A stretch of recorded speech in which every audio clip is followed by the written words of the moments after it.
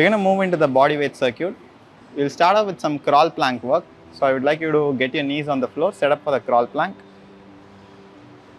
Create a mild arch in your back and lift your knees off the floor. Stay here for the next 20 seconds.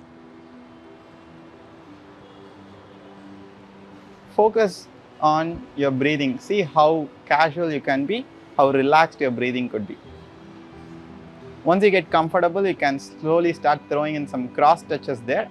So you can change the setup if needed by placing your hands closer to each other and your feet slightly apart. If you still want to perform some cross touch, you can drop your knees down on the floor and try the regressed version as well.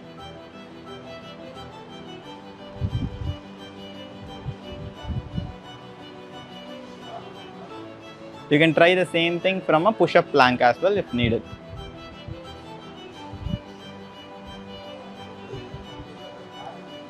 Slowly make your way up and let's do some calf raises.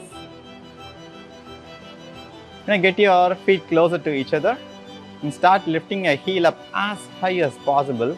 Pause there for a fraction of a second and drop the heels down under control towards the floor.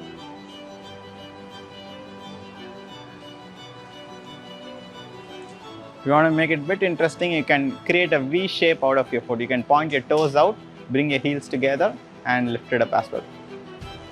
This is going to hit the innermost part of the calf. And slowly let's add some hops here. Be a little loose, don't be stiff about it. Let's use those ankles, knees and the hips to just bounce.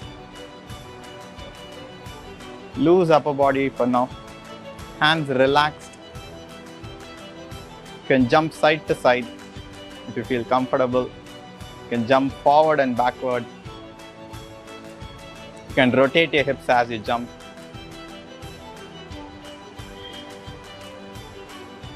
Now let's get into some glute activation. So how about lying down on the back?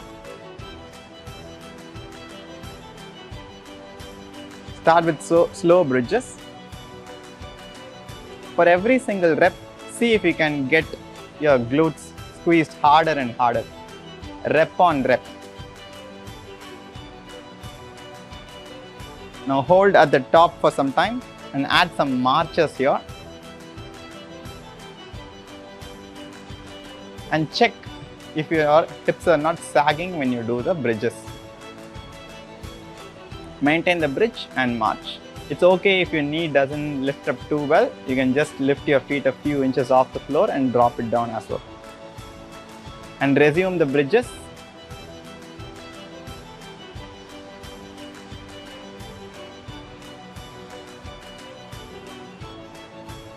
Slowly we're going to switch into the hollow hold.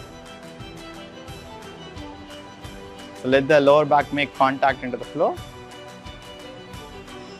It's okay if you bend your knees, but see if you can maintain a relaxed neck. Throw in some ab cycles.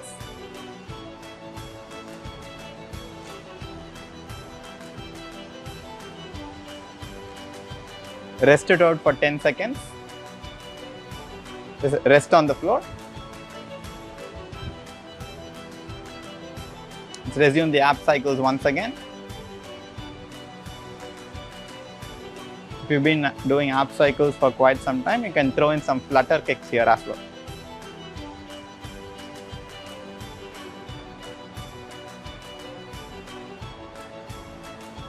Relax it out. Let's transition to some lying down, standing up, but very gentle and relaxed. We don't need to pick up the pace for now. See how well you can roll into the floor. Use momentum if needed. Finish up top and get upright. Using hands is okay. If you feel comfortable, you can try without the hands as well. You can come up with your own creative ways to get up. It's okay if you don't use momentum. You can roll into the side, get into the L-sit position, get your leg up and go for it.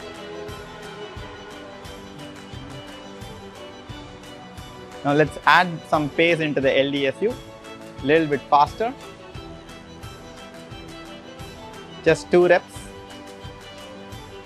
and relax it out. Now we're gonna do some tempo squats. You're gonna take 2 seconds to drop down. Go for it. Have some control. Pause at the bottom for 2 seconds. Same way, 2 seconds to make your way up, and just a second pause at the top.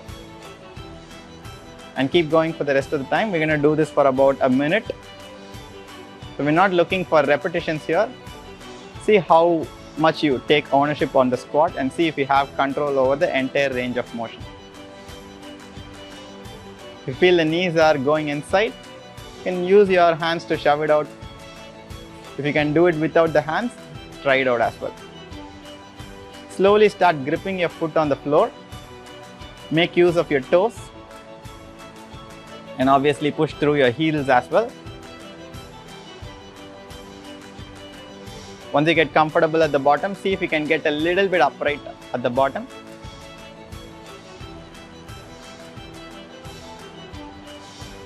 Okay, relax it out for a few seconds. This time we're going to go to the bottom of the squat and pike your butt up. You can make use of the toes if needed. Let's go for it.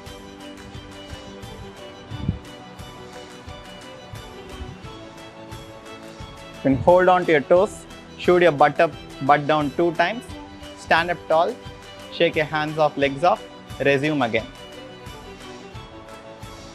Keep it going.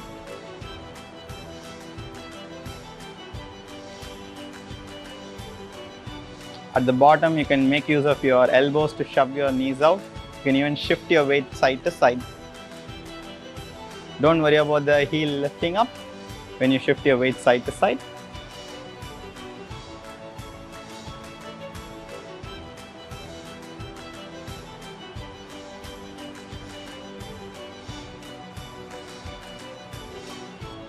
You can try some overhead squats now. Once you get to the bottom, you can reach your hands up, one hand up, get the other hand up and squat up as well. You can try out a few overhead squats.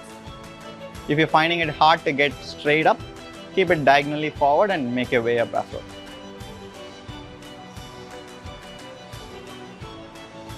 Now let's start running on the spot.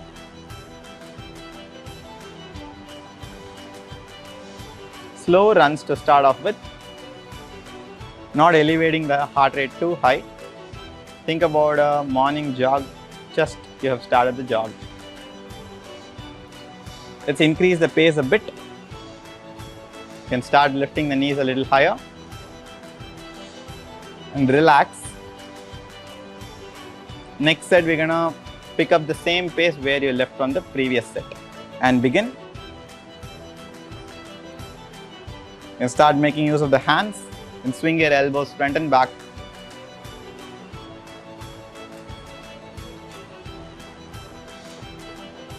And let's switch to some lunges. You can try a reverse lunge or a forward lunge. Both works, whichever is comfortable for you.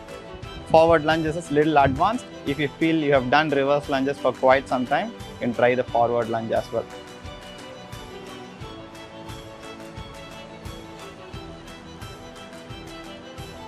Let's see if we can keep the knees right on top of the ankle. Irrespective of the version, try not to let the other knee jam into the floor.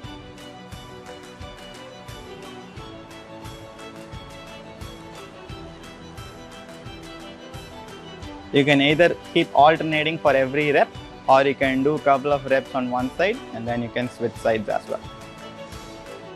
If you're not comfortable lunging, if you're losing balance, you can try the split squat.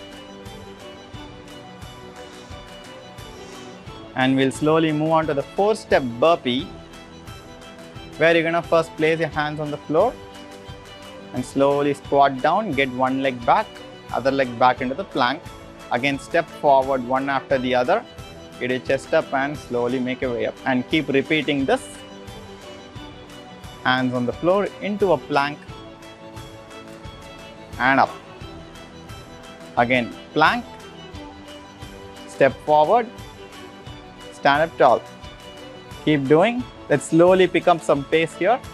If you are comfortable, you can jump on the way back, hold the plank for a second, jump on the way forward. Slowly we're gonna do some high knees again. If you're not comfortable, if you can try one other option, you can try some butt kicks, where you're gonna try to get the heel towards your butt. If you have space, you can try some reverse walks. You can just walk gently back. Make sure there is no obstacle right behind you. If you are in a constrained space, just jog on the spot. Slow jogs. If you want to try something different, you can try moving your body sideways. Just shift one from east to west or west to side.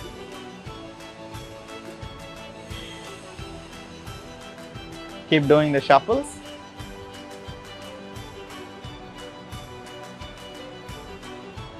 Let's do the 4-step burpee again.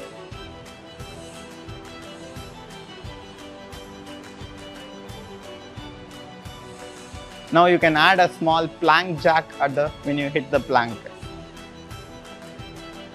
You can either jump your feet out or you can walk your feet out as well. Let's intensify a little bit. Let's add a cross touch instead of the plank jack at the bottom. So you can fairly keep your feet wider when you hit the plank.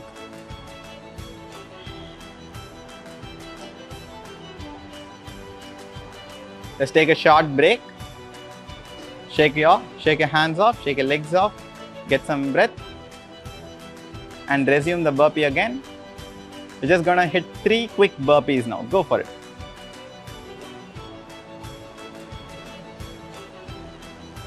And slow jog.